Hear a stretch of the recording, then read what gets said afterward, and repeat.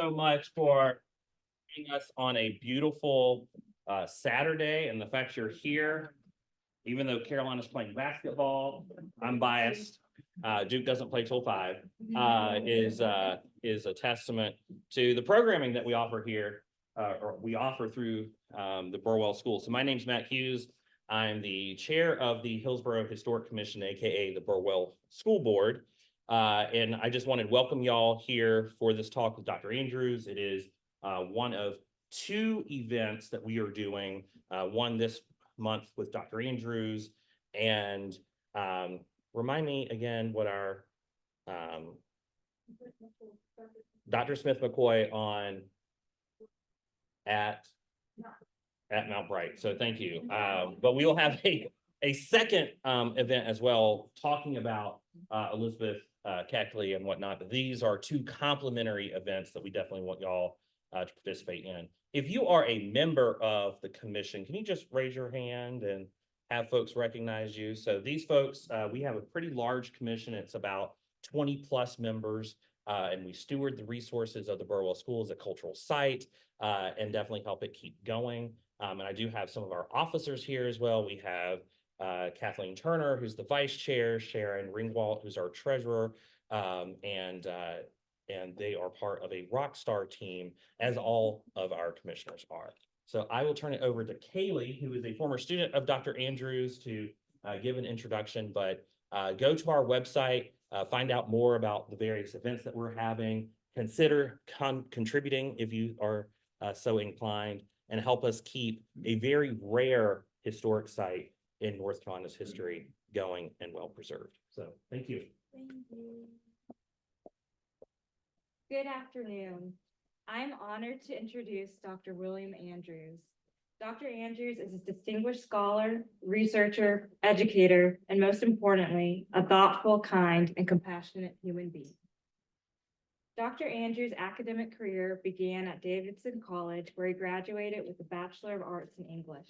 After receiving his undergraduate degree, he attended the University of North Carolina at Chapel Hill and received both his Master's of Arts and PhD in English. He then taught at Texas Tech University, the University of Wisconsin-Madison, and the University of Kansas before coming to UNC Chapel Hill, where he taught for 23 years, from 1996 to 2019. While at UNC, he was the E. Maynard Adams Distinguished Professor of English, and from 1997 to 2001, he was the chair of the Department of English. From 2005 to 2012, he was a senior associate dean for the Fine Arts and Humanities. My senior year of college at UNC, I had the privilege of taking Dr. Andrews' class, the African American Male Quest Narrative. Dr. Andrews not only talked about well-known Black leaders like Frederick Douglass and Malcolm X, but also former slaves like William Grimes, who my classmates had never heard of. But we soon learned that he had authored the first narrative as an ex-slave. Dr. Andrews shined a light on people and subjects that we had not considered in African American literature. And we loved the way he encouraged open discussion on those topics as we sat in a circle and discussed familiar and unfamiliar Black historical figures. Dr. Andrews' work has inspired me as he has focused his career on Black writers' crucial contributions to literature in the South, 18th and 19th century African American writing as a rich field of literary expression, and the Black slave narrative tradition as the bedrock of both Black and American literature. As an inspiring teacher who has always pushed us to think critically, Dr. Andrews' work has not gone unrecognized. He has received numerous awards and honors, including in 2017, the J.B. Hubbell Medal for Lifetime Achievement in American Literature, conferred on him by the Modern Language Association at its international meeting. Recently, Dr. Andrews published his book, Slavery and Class in the American South, A Generation of Slave Narrative Testimony, 1840 to 1865, right here, where he analyzed class relations in the slave community and broke down the enduring myth that Black people are a single social monolith with no divisions. I know that I have learned so much from this book, and every time I meet with Dr. Andrews, I learn more and more.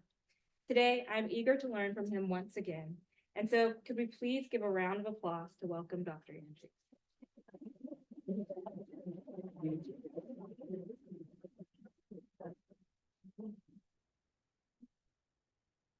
Good afternoon. It's always great to be introduced by one of your truly stellar students, who's now an attorney in Durham, someone I'm tremendously proud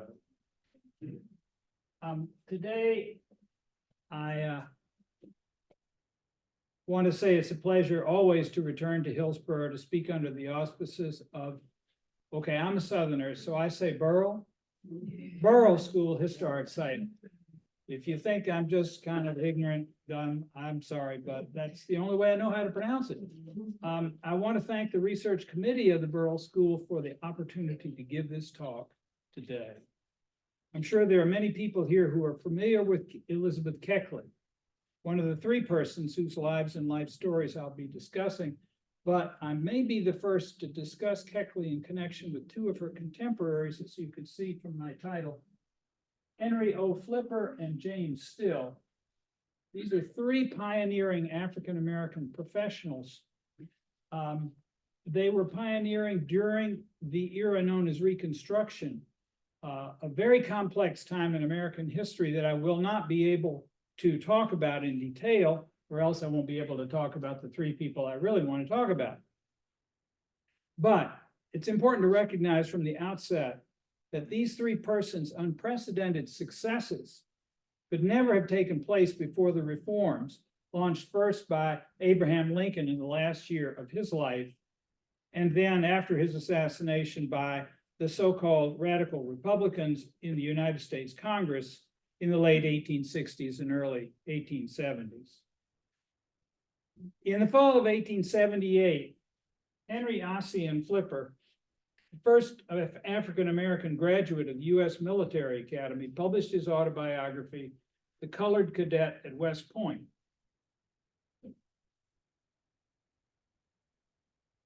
He was 22 years old when he published this book.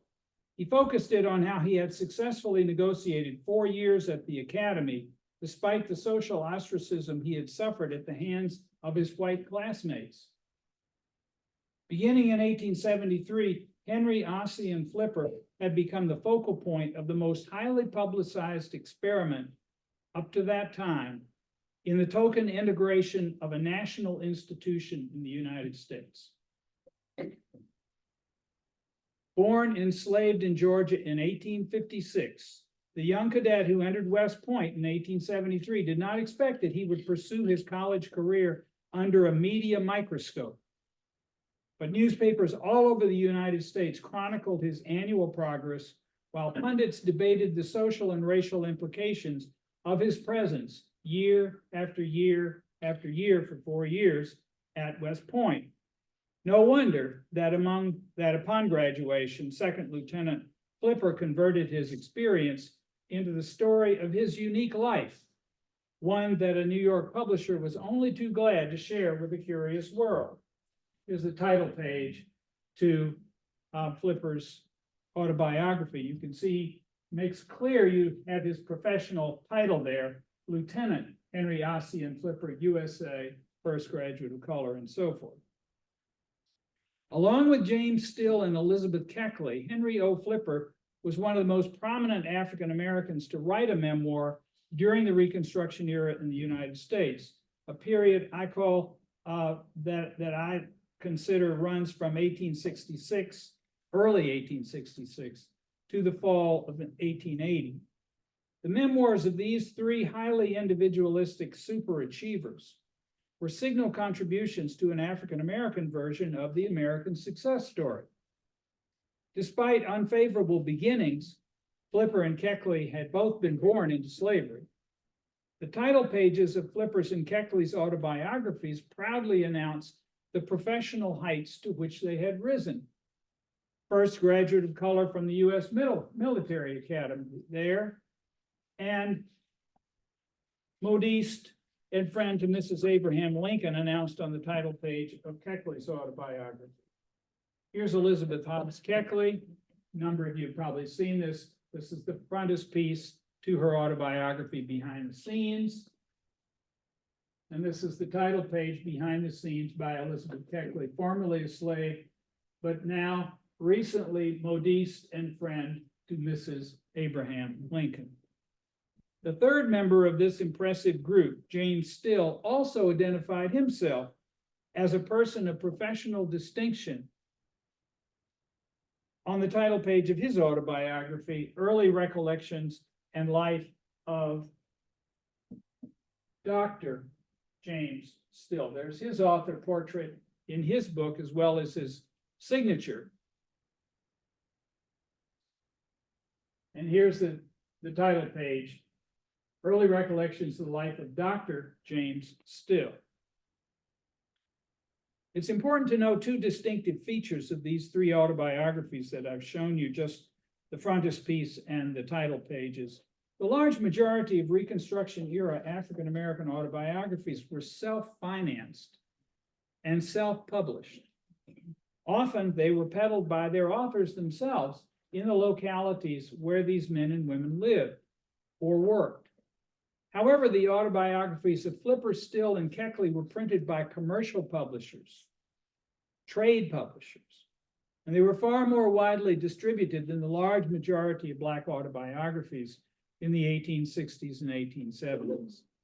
Another notable feature of these autobiographies is that each one contains a professionally rendered author portrait that I've shown you. The frontispiece of each of these books bears an image of a handsomely attired author, providing visual evidence of these authors' dignified middle-class status.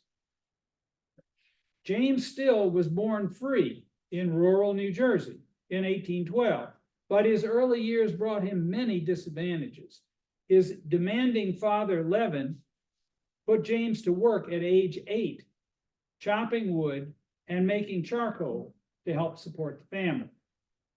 The author's boyhood consisted mainly of, and I'm going to use air quotes a lot so I don't keep saying quote, unquote, but you can tell I'm quoting from the text itself.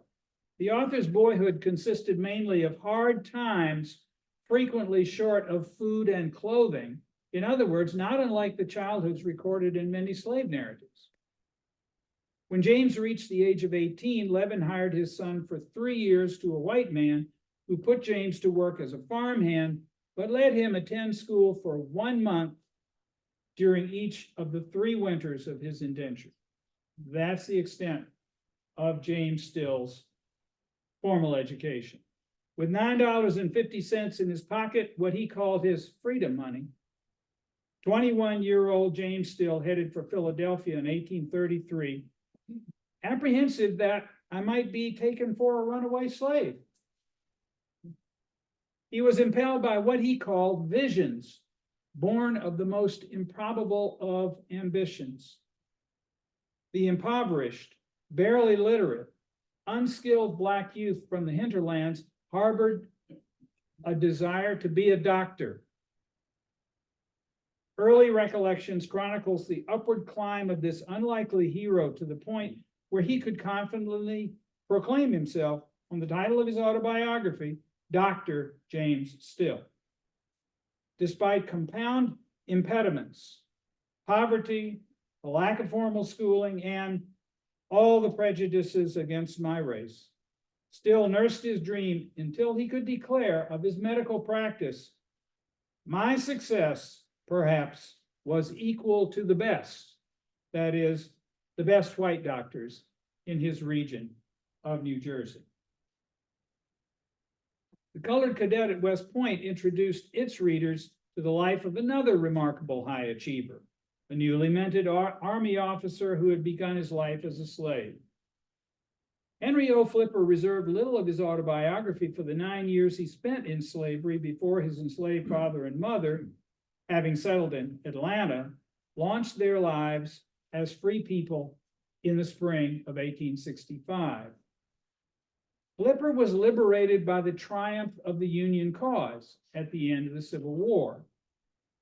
The boyhood hardships that James Still detailed in the early chapters of his early recollections do not appear in the few pages of the Colored Cadet that Flipper allotted to his childhood. When enslaved, Henry's father, Festus, made his living as a shoemaker, earning enough money by hiring himself out for wages in Atlanta that he could support his family as a virtually free man, according to Henry. Henry did not mention any work that he was required to do as an enslaved boy. Instead, he recalled attending a night school at the age of 8, led by a literate slave with the full permission of the flipper's female owner. By 1867, Henry had begun his studies at the famous Storrs School in Atlanta, which was the first school for free people in Georgia. When Atlanta University opened to students in 1869, Henry and his brother Joseph were among the first enrolled. Henry as a member of the freshman class of the collegiate department. Some of you will know that AU is one of the earliest historically Black institutions in the United States.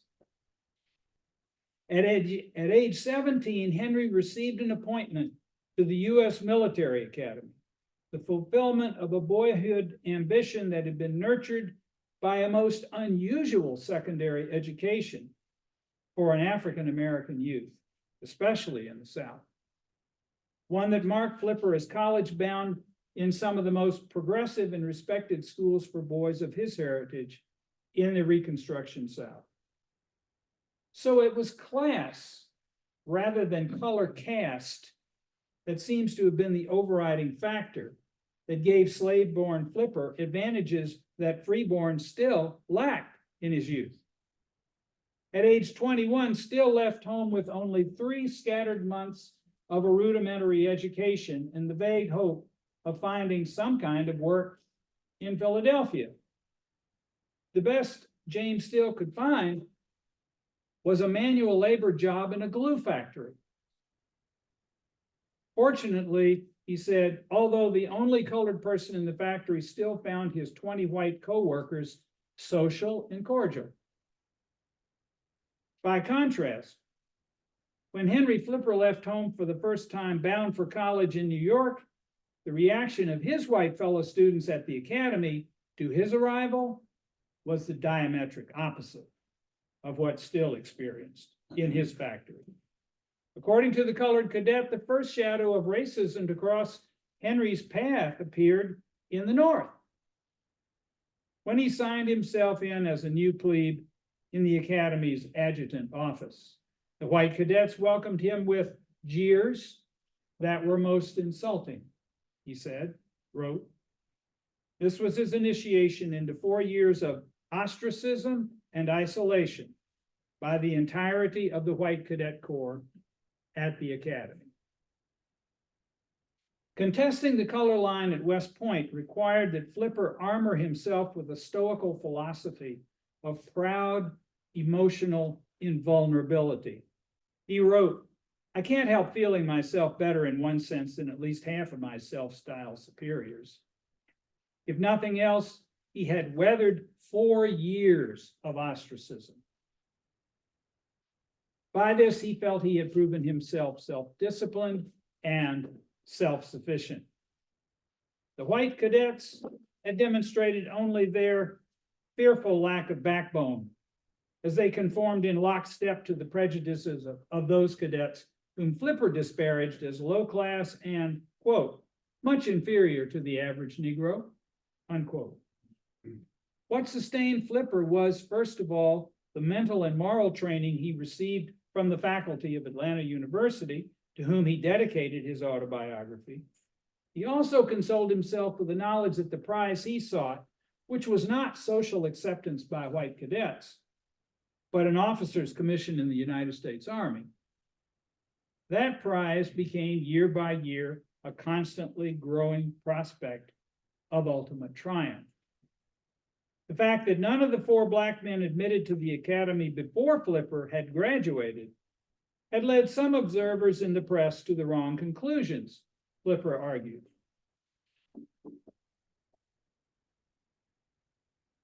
Certain erroneous ideas are extant concerning the treatment of colored cadets, in which it is claimed that color decides their fate. I hope my success has proved that not color of face, but color of character alone can decide such a question. Note the phrasing.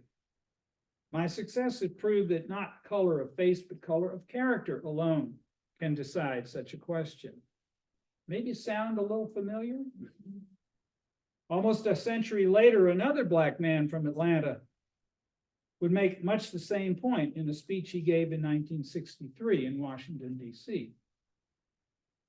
James Still was of the same mind, except that he defined the fulcrum of African-American success as merit, the distinguishing trait of colored men of character.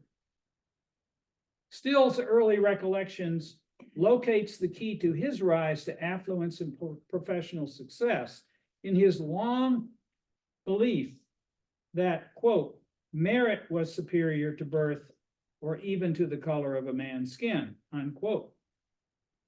Because both Still and Flipper resolved not to allow their color to deny them what their character merited, their autobiographies reflect a refusal to countenance racial prejudice as an ultimate barrier to American success, African-American success. This is what Still wrote to his African-American reader.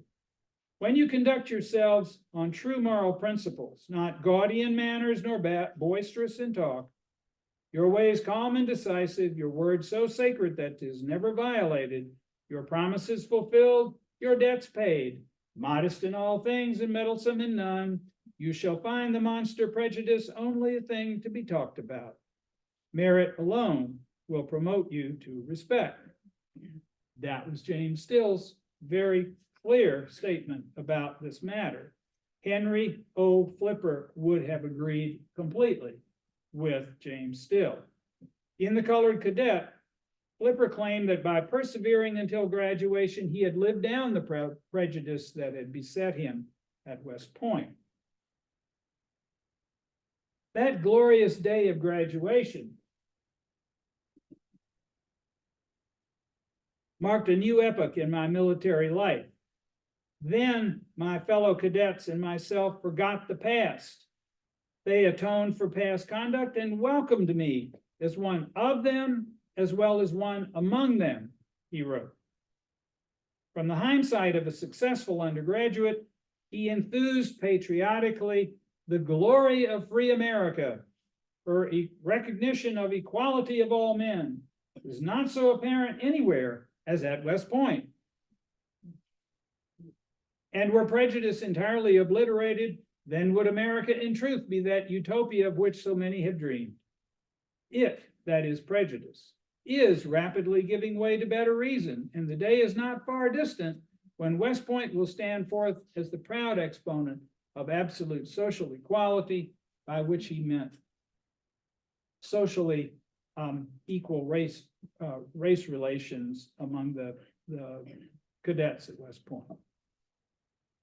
Now that's a 22-year-old writing. 65-year-old James Still, in his autobiography, having battled prejudice for years to become popularly known as the Black Cancer Doctor of West Central New Jersey, Still did not share 22-year-old Henry Flipper's fulsome praise for America's equalitarian glory. In 1876, just a year before Flipper graduated, Still was affluent enough to take a 2-week vacation with his wife to enjoy the 1876 Centennial International Exhibition in Philadelphia. The exhibits from across the United States made a splendid scene to the beholder and impressed one with the idea that Americans are a progressive people and that they have made great advancement in the first 100 years of their existence. But this well-seasoned observer added an ironic reservation. However, we might almost conclude that they had already arrived at the height of perfection, unquote. But he didn't pursue that irony. Instead, he concentrated on the ways that he had made his own progress over the multiple social and economic hindrances that he had had to overcome. Reviewing his reception in the South after graduation, Flipper stressed his personal fulfillment in the last pages of The Colored Cadet. Quote, "In all the places I visited after graduation, I was treated with the utmost respect and courtesy except in Atlanta. In Thomasville, Southwest Georgia, where I was born, in which I had not seen for 18 years, I was received and treated by the whites almost as one of themselves." Flipper, at the end of his autobiography, did not hide his contempt for white newspaper men, those disappointed tyrants of Georgia, whose snide campaign of innuendo distorted his post-graduation appearance in various places where he was being celebrated for his accomplishment, into upstart bids for the wrong kind of social equality with whites. But the young lieutenant was determined to conclude the Colored Cadet on a positive note. Having been assigned to Fort Sill in what was then Indian Territory, now southwestern Oklahoma, Flipper declared that since reaching his first assignment as a cavalry officer of an all-black regiment, Buffalo Soldiers, as a matter of fact, "I haven't experienced anything but happiness. I am not isolated, I am not ostracized by a single officer."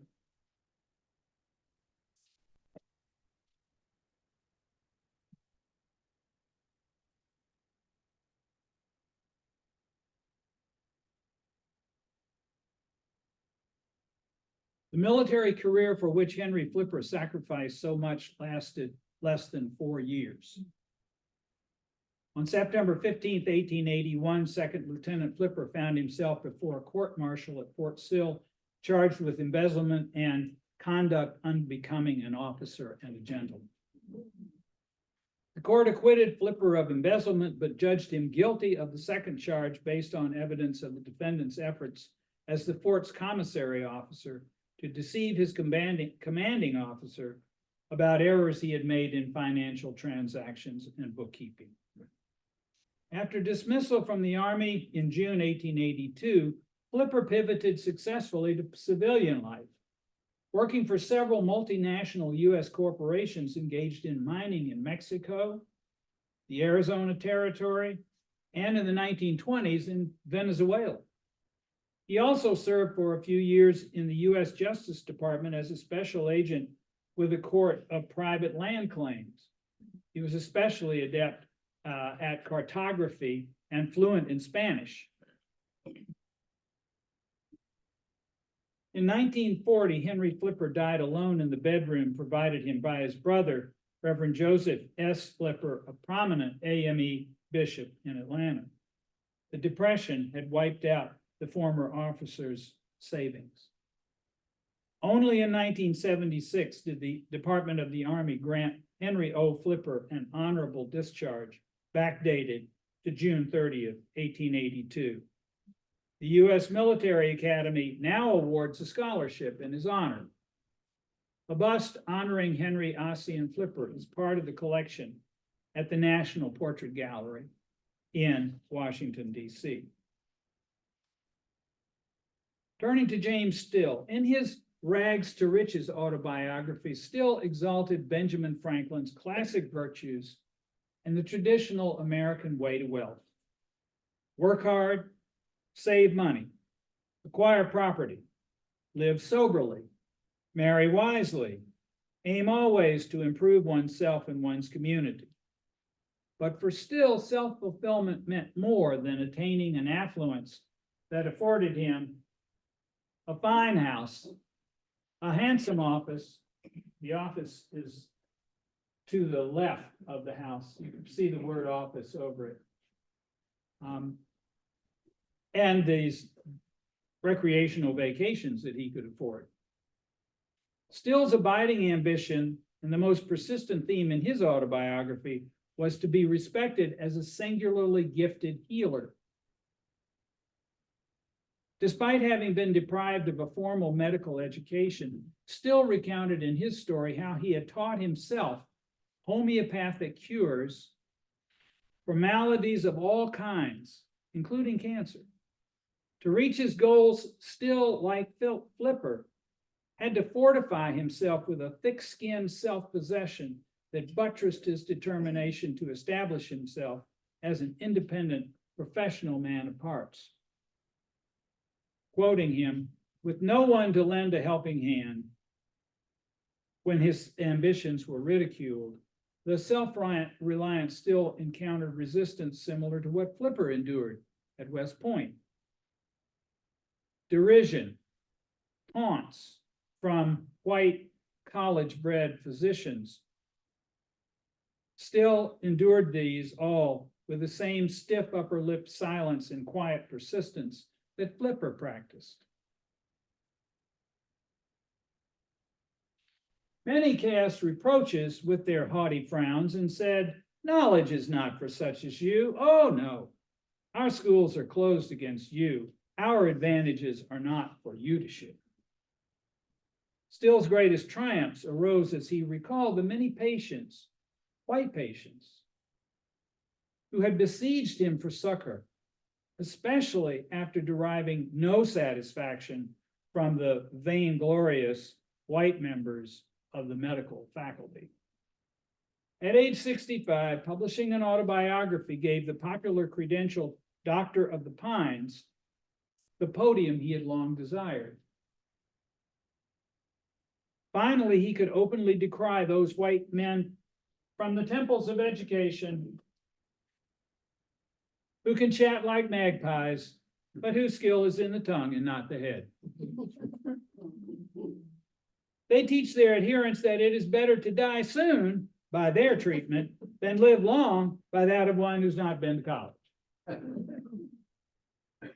A year before his death at the age of 80 in 1882, the New Jersey legislature passed a bill criminalizing the practice of medicine without a license. Guess who was the one person who received a special exemption from that law? Elizabeth Hobbs Keckly's path to prominence and influence in the white world was more arduous and fraught with physical conflict and emotional trauma than either James Still or Henry Flipper recalled in their autobiographies. Neither Still nor Flipper mentioned having suffered any physical violence during their childhood or youth. Moreover, despite socially imposed handicaps of color, Flipper and Still grew up within intact, close-knit, nuclear families, led by hardworking fathers and attentive mothers. By contrast, when Keckly was 8 years old, she was emotionally devastated after her beloved father, George Pleasant Hobbs, was forever separated from her and her mother Agnes due to his enslaver's decision to remove to another state. Growing up in Central Virginia, Elizabeth Hobbs remained very close to her mother, but Agnes could not shield her daughter from the harsh realities of slavery. When Elizabeth was only 4 years old, she received her first lashing after making an innocent mistake while attending to a white infant in the household. Quote, the blows were not administered with a light hand, I assure you, unquote, Keckly remarked dryly in behind the scenes. As a teenager, Keckly became the target of physical assaults by two white men of Hillsborough. These battles took place after Keckly's enslaver, Armistead Burwell, in Dinwiddie County, Virginia, sent her away from her mother at age 14 to serve as the all-purpose domestic drudge of Burwell's son, Robert, an impecunious Presbyterian minister who served this community in the 1830s and 40s. Scolded and regarded with distrust by the minister's wife, Anna, who thought her borrowed slave intolerably deficient in servility, Keckly found herself under savage attack at age 18 by both the minister and a local schoolmaster here in Hillsborough.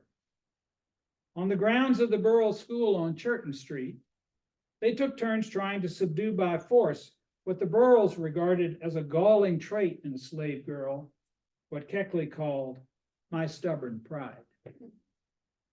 Elizabeth Hobbs defended herself verbally and physically. With pride as strong and defiant as ever, she wrote. She resisted both men until they were shamed into giving up their campaign to break her spirit. The undisguised and unashamed self-esteem that so incensed Keckly's white tormentors when she was enslaved gave her a will to succeed that propelled her on an upward course out of slavery. Repeatedly belittled by whites during her youth as someone who would never be worth my salt, unquote.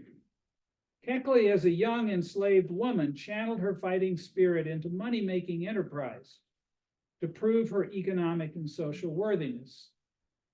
Nowhere in behind the scenes did she more boldly affirm her sense of self-worth than when she disclosed the fact that she had been persecuted for 4 years in Hillsborough by a white man of prominent family in this town, whose coercive measures, which Keckly declined to specify, left her an unwilling mother by her early 20s. Though this memory remained fraught with pain, the 50-year-old author refused to linger over or express penitence for giving birth to a mixed-race son out of wedlock.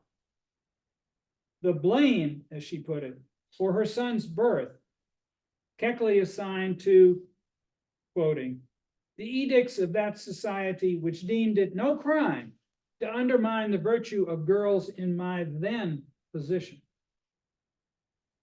In this phrasing, my then position, Keckly directed her readers' focus not on the exploited enslaved mother she had been, but on the self-supporting, respected free woman she had become. Keckly took her first decisive step towards the career that would free her and her son in 1847, when she was 29 years old. She had been obliged to move to St. Louis with a new enslaver, Hugh Garland, a lawyer whose income was so meager that Keckly began hiring herself out as a seamstress and dressmaker for upper crust white ladies in that city. Virtually all of the proceeds from her labor went to Hugh Garland and his wife Anne. By 1855, Keckly told the Garlands that she wanted to purchase her freedom and that of her son. The Garlands' asking price was $1,200, $40,000 in today's money. How many people do you know who can lay their hands on $40,000 for something like this? Keckly did not argue that the income she had provided the Garlands for 8 years be counted as a down payment on her freedom. Nor did she seem to have considered running away to gain her freedom. After all, she did have a child. Instead, she marshaled the backing of white female supporters willing to underwrite the debt she incurred to Garland and became a free individual in 1855, summer of 1855. Thereafter, she disposed of a husband whom she labeled dissipated. That's Mr. Keckly. She sent her son to college, Wilberforce, and by 1860 relocated to Washington, D.C. In the nation's capital, Keckly installed herself as the chief dressmaker for none other than Verena Davis, wife of Mississippi Senator Jefferson Davis, soon to be inaugurated as the president of the Confederate slaveocracy. If the former slave had any qualms about working for the slaveholding Davis family behind the scenes, does not divulge them. Instead, the autobiography concentrates on the author's canny maneuvers and exceptional ambition. She was not satisfied by her profitable associations with many wives of the power elite in Washington for whom she became dressmaker. She aimed to add the First Lady of the United States to her list of eminent clients. Shortly after their first meeting, Keckly's long-cherished hope was realized, and she attained the status of regular modiste to the First Lady of the United States.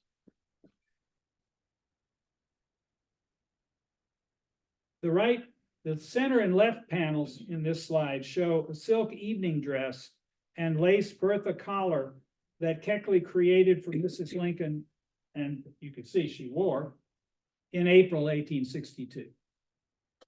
The right panel is an 1861 photograph of Keckly in a dress of her own creation.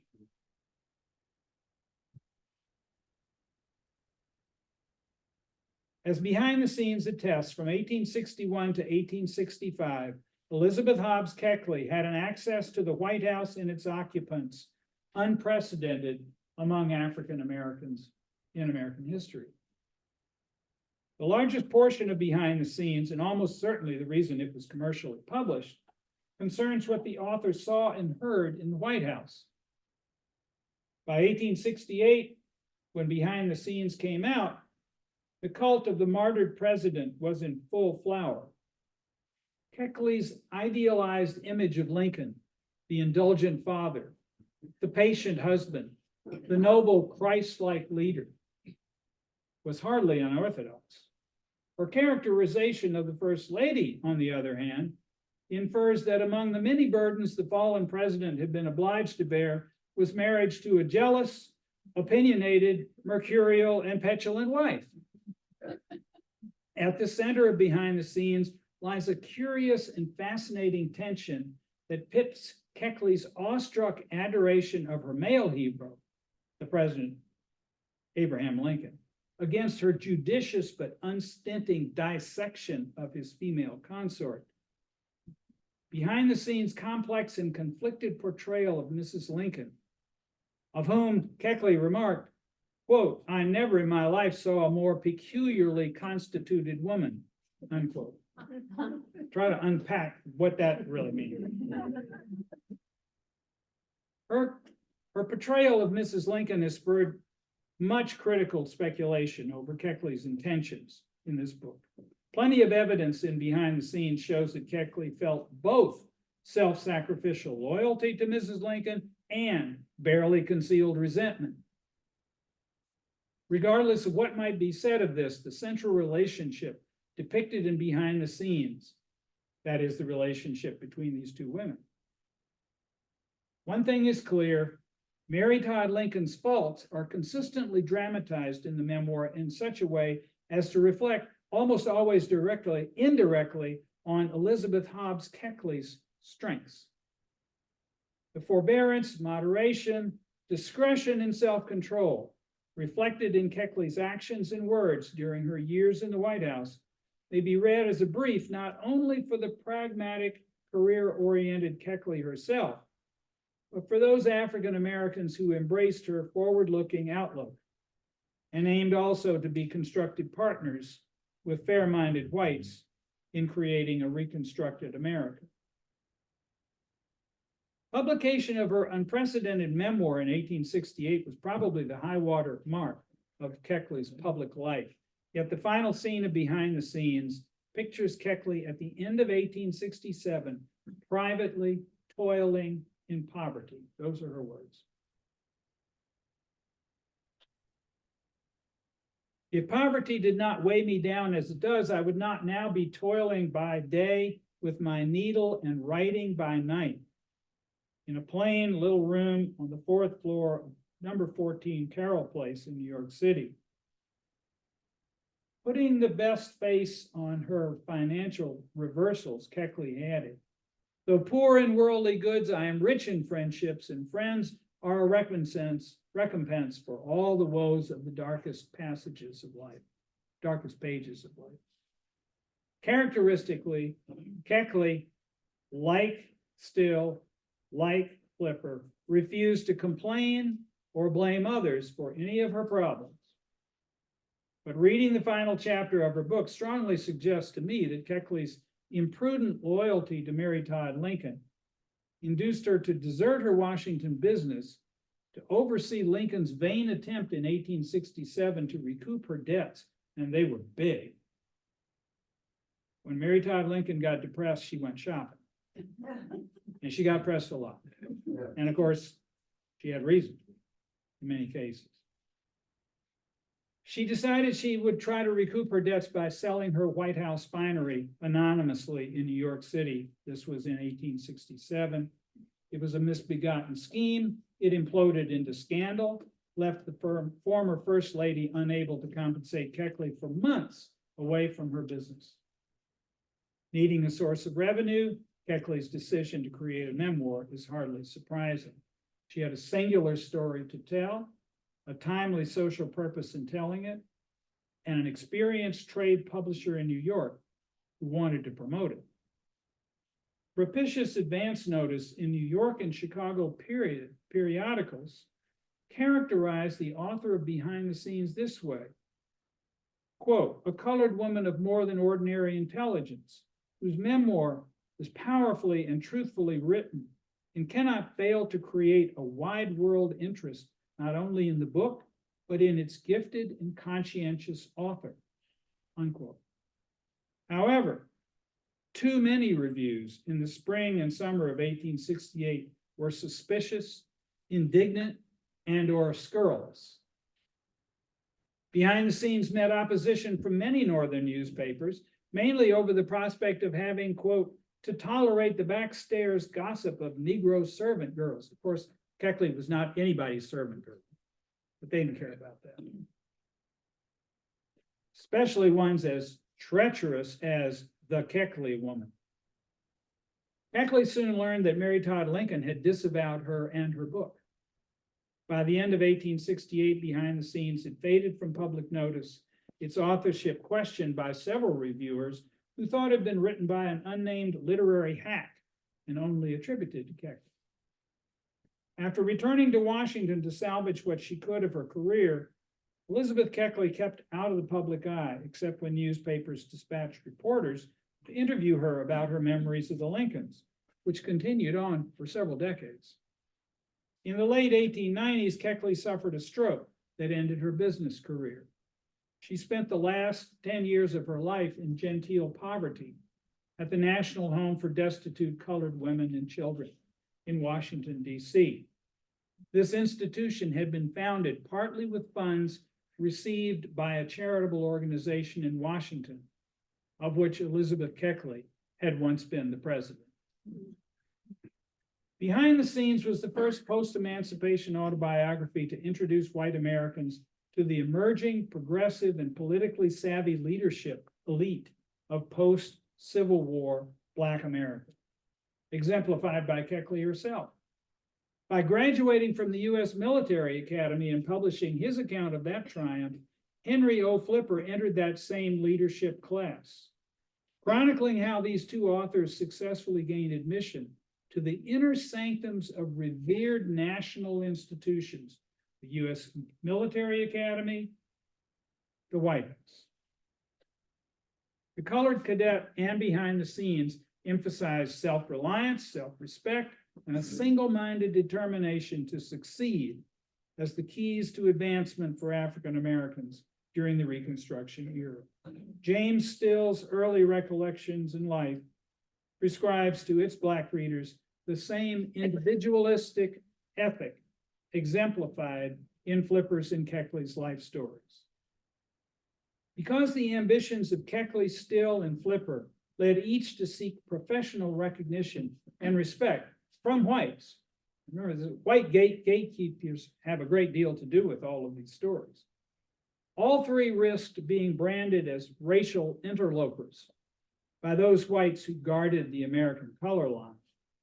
Their autobiographies countered such suspicions by arguing that each author had been a meritorious striver, a person of character, fully deserving of the status that their ambitions, hard work, and sacrifices had earned for them.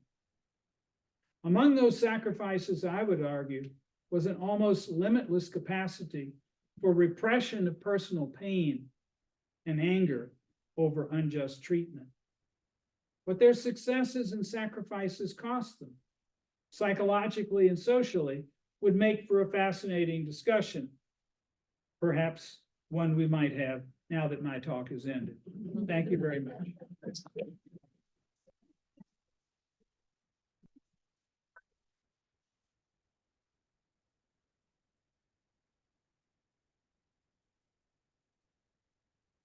If you have questions or comments, please go right ahead. John. What happened to Keckly's son? Keckly's son enrolled in the United States Army as soon as the Civil War broke out. Interestingly, he passed for white, which was the only way he could have enrolled when the war broke out, because black soldiers were not allowed to join the military until 1863. So he was so light-skinned that he passed for white and died in a very early battle of the Civil War. Yes. I don't know if this is much of a question, but you leave off in an interesting place in your speech, which I'm appreciative of. A lot of what I pay attention to, as a historian, is the highlighting of, unique individuals such as these, Mhm. and not skew that towards uniformish, Mhm. Yeah. highlighting. And in recognizing their humanity, it's also somewhat perverted because it's acknowledging, as you just did, some magical strength or endurance or forgiveness. Mhm. So the magicalization of Black people from the historical lens is still, something I struggle with, and something not struggle with, something I'm fascinated. Mhm. David Walker's contemporary of those to a degree, those people to a degree, they might have been children when he wrote David Walker's Appeal, but that's the more profound call out for and acknowledge humanity. Yet we don't talk about that doctrine very much as robust as it actually is.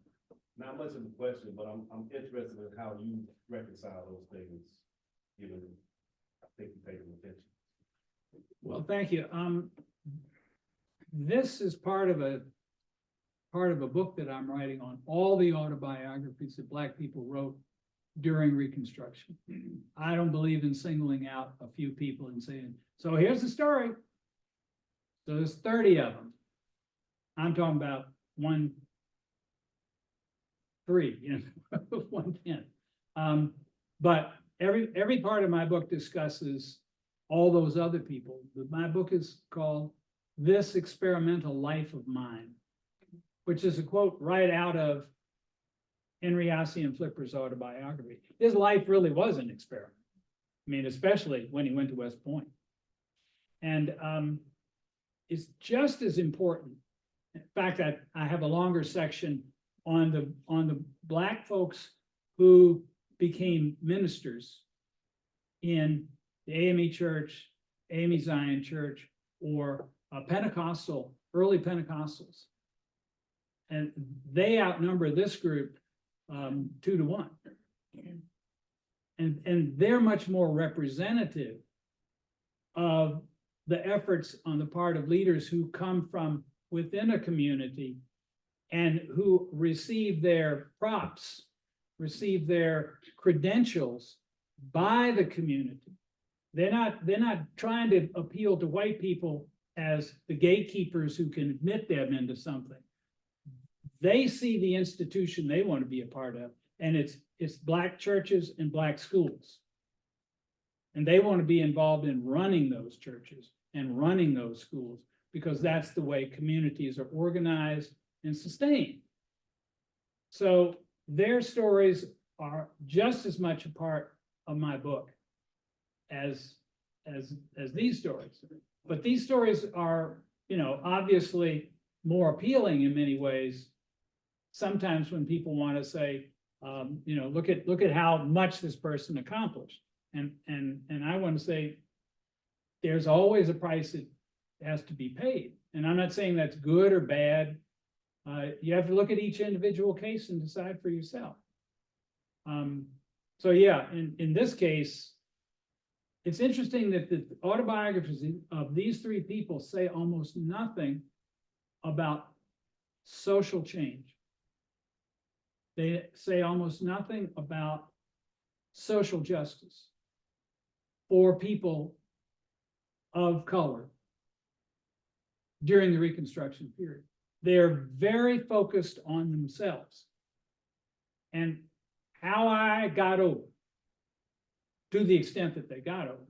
And it's also interesting to see that even though they run into all of these reversals, nobody ever complains.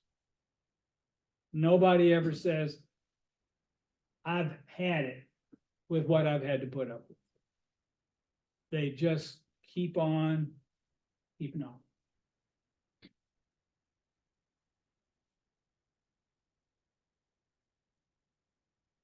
Yes. Could you elaborate a little bit on Dr. Still being a doctor, a medical doctor? And you said he was a homeopathic type? An herbalist and homeopathic. And I think many doctors in those days, Mhm. were that, you know. Yeah. they're done. What, you know, what other, could you just elaborate a little bit?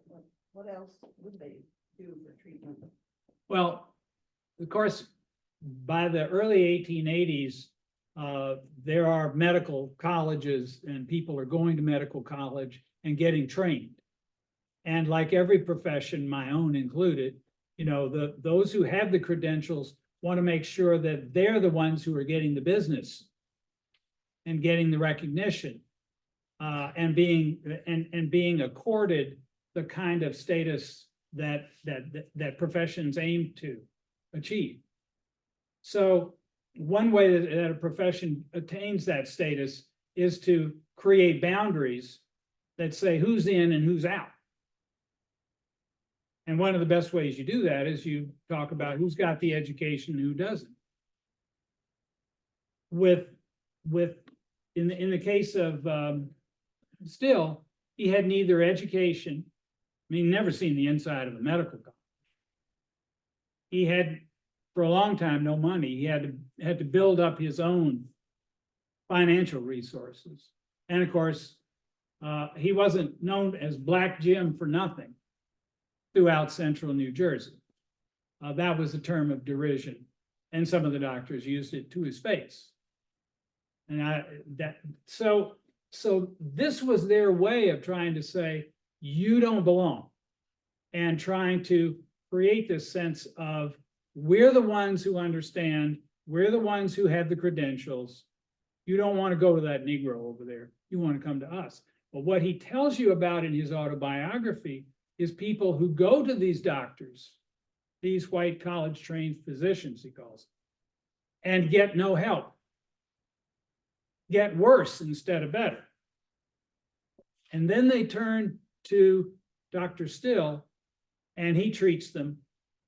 And at least they don't get any worse, you know, because he's not sewing on them, or he's not going in and doing surgery on them. He's offering them remedies that in some cases help, but they never make them worse. So of course, his business just goes through the roof.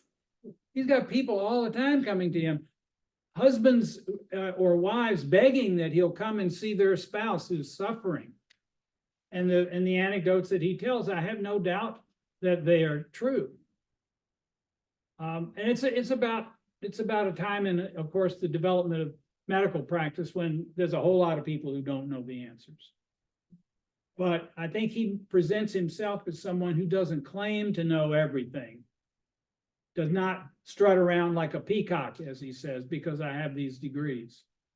Incidentally, James Still is the most vociferous advocate of desegregated education of any of the autobiographers in this period of Reconstruction. He's the one who comes out foursquare against racial segregation in schools.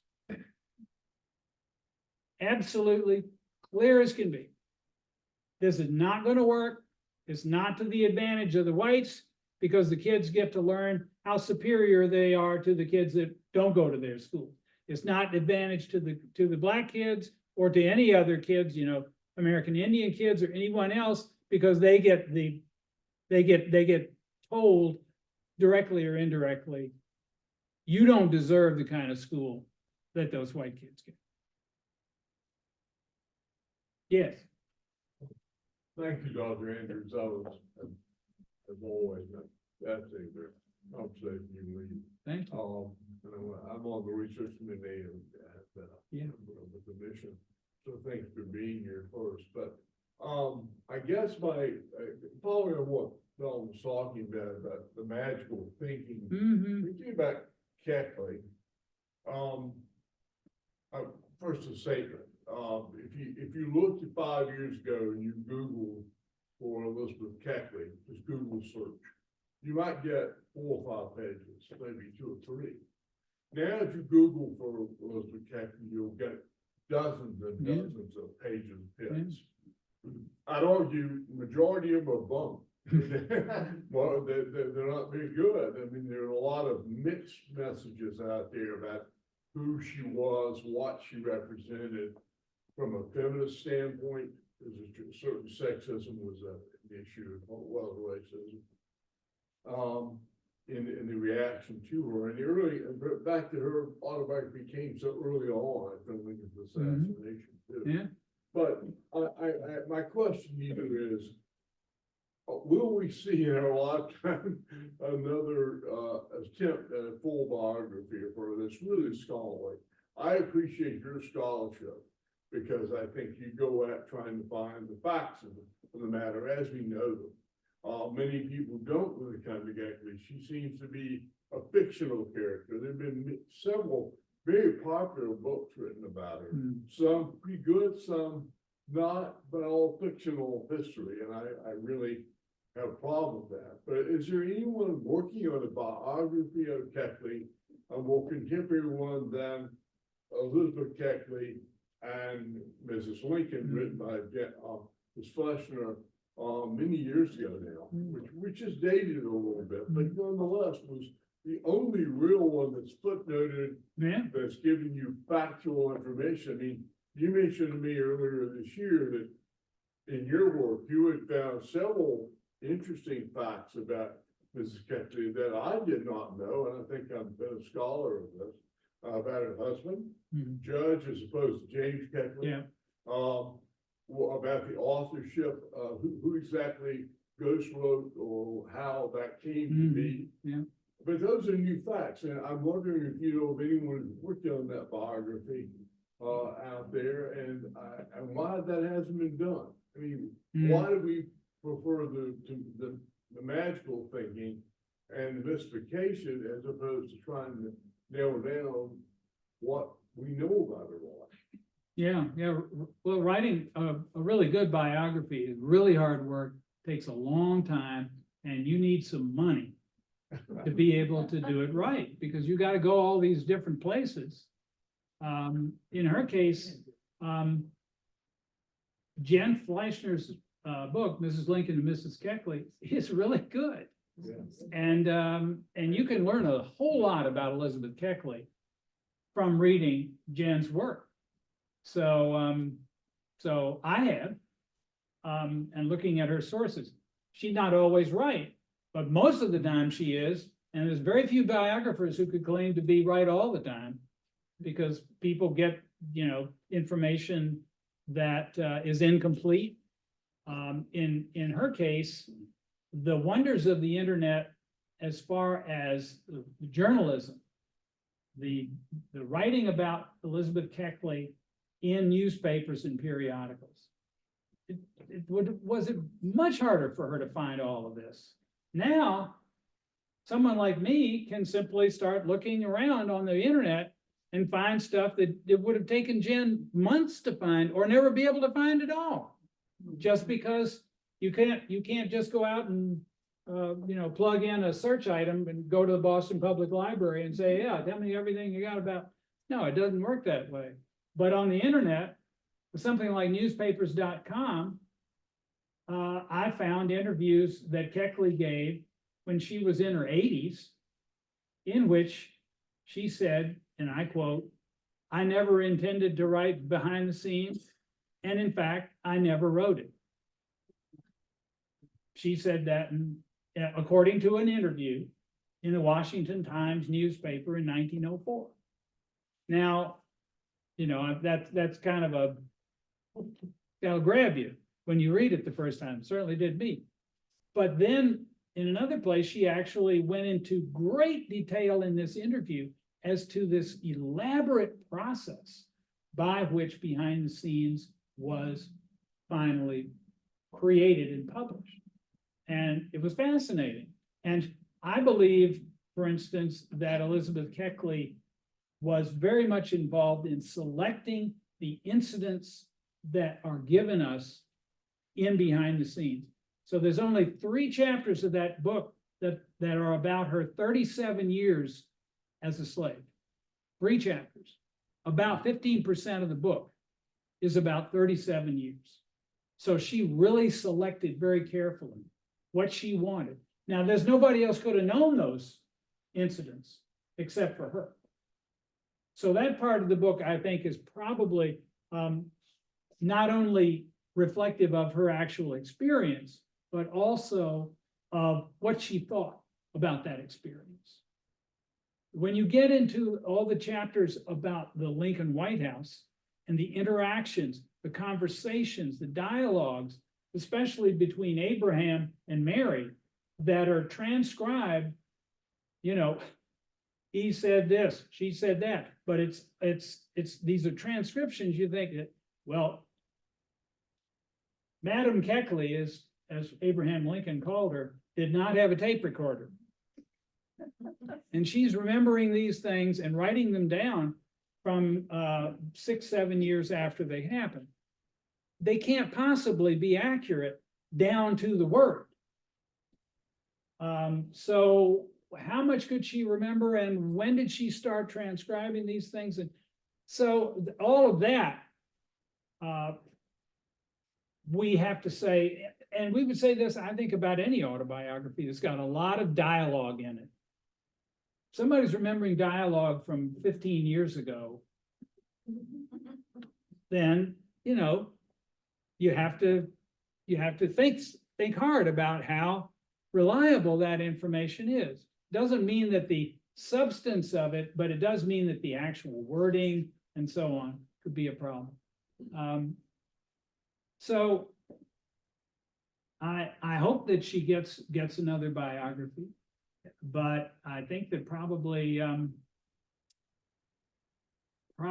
we're still badly in need of good biographies of all sorts of important figures from the 18th and 19th and early 20th centuries on the African-American cultural history side. There is no really full-length biography of David Walker. David Walker died in 1827 and 1829. Walker's Appeal came out in 1827. It went through 3 editions, and then he died mysteriously. It's only been in the last few years that people have actually found the death records to confirm that no, he was not poisoned. He really did die of tuberculosis. But for a long time, the thought was, well, anybody who writes something as incendiary as this and has a price on his head from slaveholders in the South, probably somebody said, I'm going to get that money, and found a way to do away with him. But he probably died from tuberculosis. But the whole story of David Walker, that's a really difficult story to put together now. And it would take a really smart and well-disciplined scholar with money to be able to travel to all the places David Walker went. Yes. To that point, and the thing that gives me the hope that endeavor is taken up is, I think it's David Saselski's work on Abraham Galloway. Yeah. That you can do a lot with a little. Yeah. And I think there's a lot more of David Walker than maybe Abraham Galloway. But it's real hard work. Yeah. Real hard work I agree. to look for information on someone who's part of whose life is really shadowy, whose travels we think, you know, took him to this place and that place, but we really don't know how long he was at this place or that. Tom. Yeah, I kind of asked this question out of ignorance. I don't really know, but it seems like three stories might resonate with the worldview of Booker T. Washington. Mm-hmm. Yes, Uh, oh, yeah. And that notion of how folks can better themselves in their circumstances, not in a socially critical context. Mhm.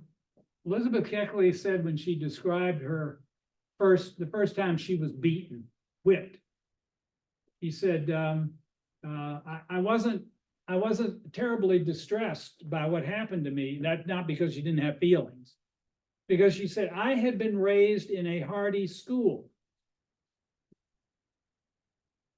And probably the most famous line in Up From Slavery, Booker T. Washington's autobiography, is when he says, the American Negro was a product of the school of American slavery. And he learned almost as much in this school of American slavery as the white slaveholder did. And that metaphor, comparing slavery to a school, is very, very problematic, right? But it was not Washington who first created that metaphor. It was Elizabeth Keckly. That's, I mean, as far as I know of, that's the first place where you find an autobiography, especially by someone who'd been through slavery herself, 37 years of it, who could say, I've been through the school of American slavery. And part of what I do in this book that I'm writing is try to explain what the heck were you getting at, you know? And you say slavery was a school. What kind of school was it? Sounds like a school of hard knocks to me, and a really hard knocks for some people. So I think it's got a lot to do with when Keckly writes, she's writing in 1868, slavery is over, kind of, sort of. And what she's trying to do is to focus on the future rather than the past. Very much a theme in Washington, you know. I'm a progressive leader. I'm not bitter about the past, not me. Because as any Black person knows in America, Black people are not supposed to be bitter. Black people are supposed to be optimistic and forward-looking. That makes white people comfortable. Yeah, she certainly does anticipate Washington. They all do, from the standpoint of this idea that you can make it if you apply these traditional virtues. The thing that they do not compare well to Washington at all is that what Washington does after he gets his training at Hampton, which is also one of the earliest historically Black institutions, is he goes to Alabama and he starts a school just like it. Except there's one big difference. Hampton's run by a white man and Tuskegee's run by a Black man. And so in that sense, he's different from Flipper, who goes into a white institution and wants to stay there. He's different from Keckly, not entirely but for the most part, she operates in the white world. At least that's the way her autobiography portrays her, except for one thing. During the Civil War, she found something called Contraband Relief Association. And the Contraband Relief Association was an organization of higher echelon Black folks, many of whom were women, who saw the contrabands, which was a term that was used during the Civil War to describe people who had voted with their feet to leave slavery and go somewhere where they thought there would be freedom and opportunity, namely the District of Columbia. Sound familiar? People migrating, trying to find something better for themselves.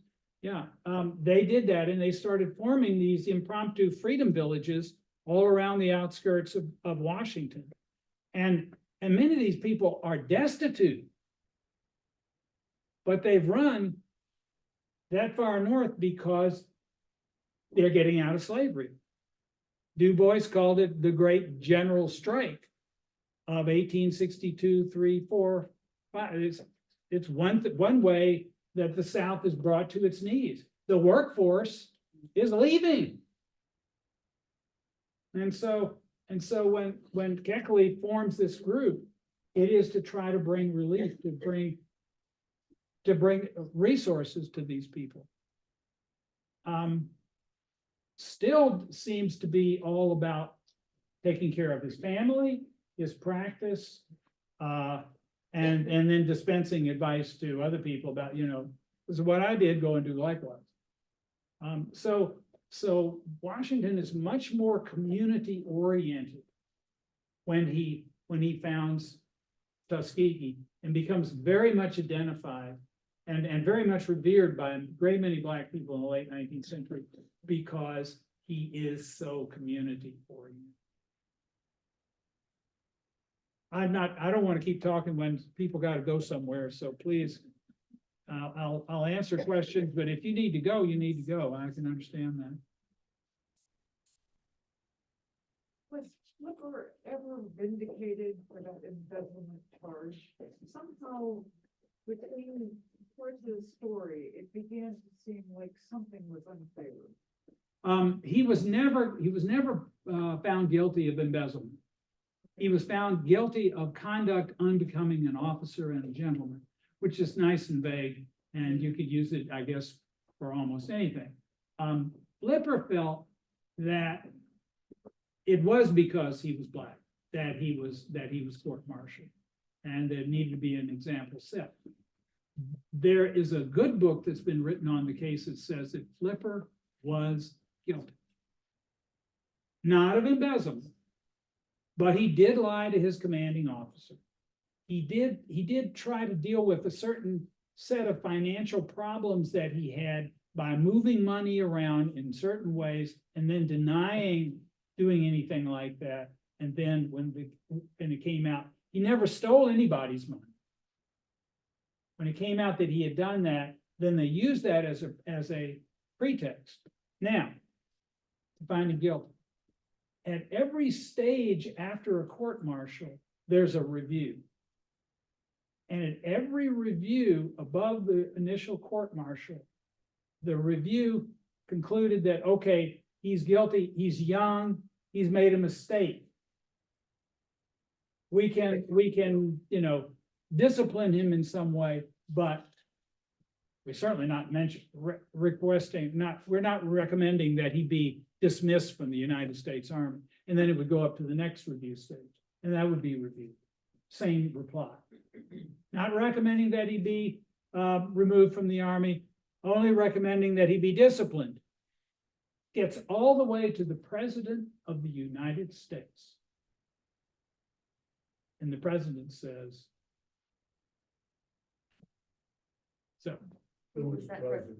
I'm trying to remember whether it was 1882. So,